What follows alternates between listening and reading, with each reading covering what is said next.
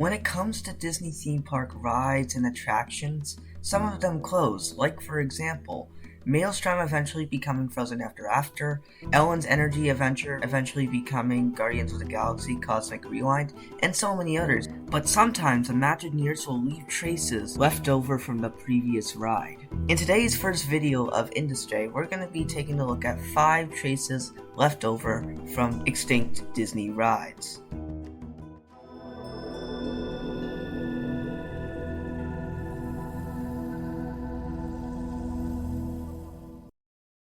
He was here Saturday for the corporate dedication of the park. And although there was some fanfare then, Disney pulled out all the stops and brought in all the stars for today's public opening. On May 1st of 1989, Disney's MGM Studios would officially open to the public. I think for our audience to be able to share and touch that experience is what makes this truly unique. There is no other place like it in concept or design. Or experience for our guests. Now, when the park first opened all the way back then, it didn't have that many attractions. But on opening day, you can find an attraction called the Great Movie Ride. The Great Movie Ride is one of the highlights of the Disney MGM Studios theme park. Visitors find themselves right in the middle of the action. It was a ride about riding the greatest movies to ever live. These movies would include Singing in the Rain, Mary Poppins, and so much more that you can see on screen. We are thrilled to announce that we are creating our first ever ride-through attraction built entirely around Mickey Mouse. But sadly, in 2017, after a 28-year-long run, the Great Movie Ride was closed to make way for Mickey and Minnie's Runaway Railway. Okay, everyone, on the count of 3. 1, 2, 3. Now, besides the show-building exterior, a lot of the people think that all of the Great Movie Ride's elements, along with all its props and animatronics, are gone for good. But that's not true. There are still a couple tributes to the ride. First of all, in the theme park scene, if you look on the wall, one of the posters says the Great Moving Ride, along with people holding up their hands in the air on an escalator. This, of course, is a play on word of the Great Movie Ride, but actually the people holding their hands is a reference to the Footlight Parade scene on the Great Movie Ride. Now I'm going to get into a little bit of some history here. There's a tornado that comes and sweeps you into the other room. Well, in the original Great Movie Ride, for the Wizard of Oz, before you entered the room that we all know today, there was supposed to be a tornado that would twist you there. But due to budgets and copyright infringement, Disney was only allowed to use about 3 minutes of the movie, and because of this, they had to cut most of the scenes, including the tornado, out of the ride. They replaced it with a simulation of Mickey from Fantasia, and I'm gonna guess that the tornado is a reference to the abandoned tornado scene on the ride. Along with that, when you enter the physical tornado, you can see a mailbox in the tornado, and there's a theory that says it says no place like home, which is a reference to The Wizard of Oz. Lastly, at the very end of the ride, if you look up on the barn, you'll be able to see this thing, I don't know what, on the Great Movie Ride in the Mary Poppins scene, you can actually see that piece, and it was actually just repurposed, reused, and a little Easter egg left over from the Great Movie Ride. So when you think the Great Movie Ride's history is gone forever, make sure you look at these Easter eggs next time you go.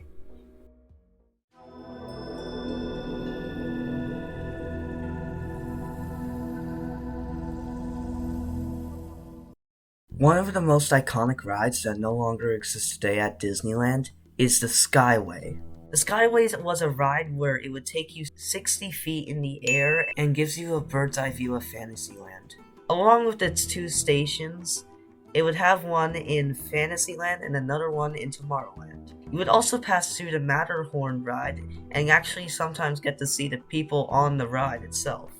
Now sadly, in 1994, to get rid of some of the older rides, Disney decided to officially close the Skyway, and right away, the Tomorrowland station was immediately removed. But for almost 2.5 decades, the Fantasyland station would actually still remain, which I have still wondered why that happened. Someone knows? Leave it in the comments. In 2016, thankfully, it would be removed. With this, there are some, of course, remnants left over from the ride. The first one actually starts in the Matterhorn. You will eventually come past this abandoned junk of stuff, which looks like just some old abandoned Matterhorn cars. It's actually Skyway's original vehicles. And remember how I mentioned how the Skyway Fantasyland station was demolished? Well, some original staircases from the ride, including the entrance and the exit of the ride, were actually still left intact.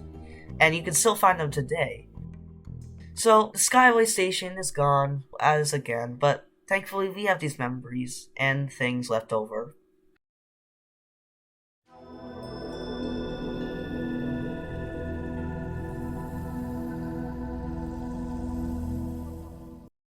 In my personal opinion, I think Avengers Campus is one of the best themed lands in the entire Disney California Adventures Park. From its rides, experiences, and food, I just love it so much, and I always am excited to see it. Now, before this land was known as Avengers Campus, this used to be the home of a Bugs Land. Be a bug? Buzz over to Disney's California Adventure and discover a Bugs Land, a whole new land for kids, where the smaller you are, the bigger the fun. If you did not know, A Bug's Land was a land that was inspired by the 1997 animated movie by Pixar. The land opened in 2002 and sadly closed in 2018 to make way for Avengers Campus. But when the land was under construction, Imagineers were able to hit a bunch of Easter eggs left over from A Bug's Land. To start out, between the entrance of Avengers Campus to Cars Land, you'll see this yellow crane. Now, the backstory of Avengers Campus goes that Stark Industries used to be on the land, but eventually it turned into the Avengers Campus. And the yellow crane is supposed to be a leftover relic from Stark Industries. But really, the yellow crane is actually a little reference to A Bug's Land.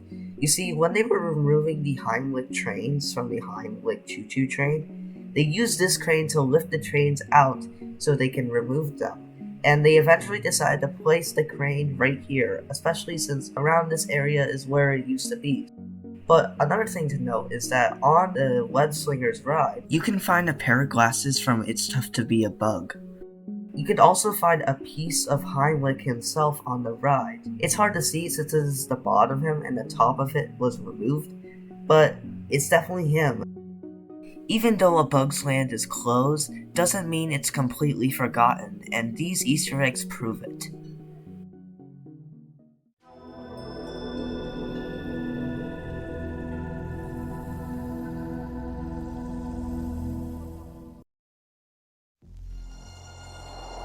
The 21st century begins October 1, 1982.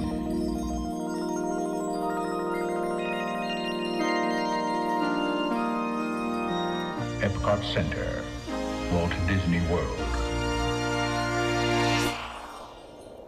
On October 1st of 1982, Epcot would open to the public for the very first time. And along its opening day attractions, one of them was the Universe of Energy.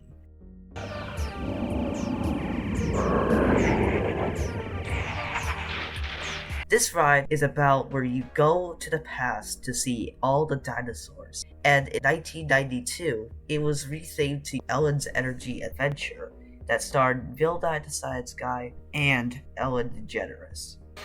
Now we're exactly where we need to be. All we need now is Ellen. Bill. Sadly, in 2017, the ride would sadly close to make way for Guardians of the Galaxy Cosmic Rewind. And even though it was a classic and one of the opening day attractions, the ride is not forgotten. To start out, this is the original symbol to the Universe of Energy. And after the pre-show of the ride, if you look on the wall, you'll see the symbols, and one of the 8 symbols that they use for the trains is the Universe of Energy symbol. Along with that, on the ride, if you listen very, very closely, you can see that the start of the song before you launch back on the ride, it's actually the same theme song from the original Universe of Energy ride. Just take a listen. It's the universe of energy. The universe of energy.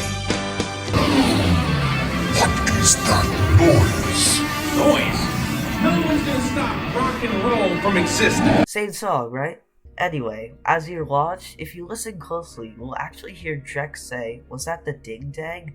Which is actually a reference to Ellen misspelling the Big Bang. Just take a listen. The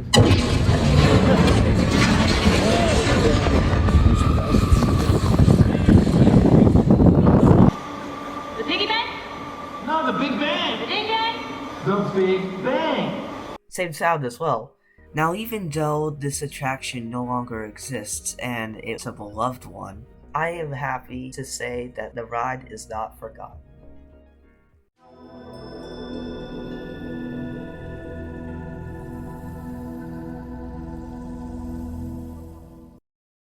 For our last Easter egg, we'll need to hop on to Buzz Lightyear Astro Blasters. Opening in 2005, this attraction gives you a ride through the world of Buzz Lightyear.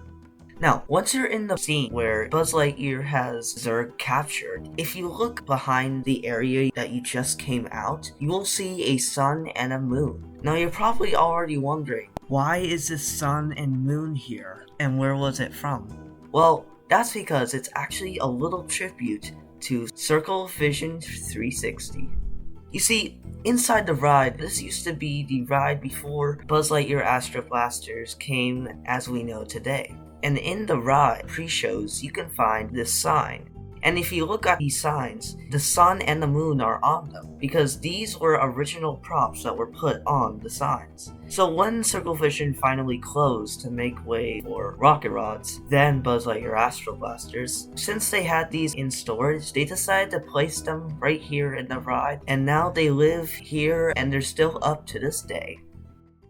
To conclude this video off, it's just by saying that every ride will always have something to remember, if it's something you have, or even something hidden in the ride itself.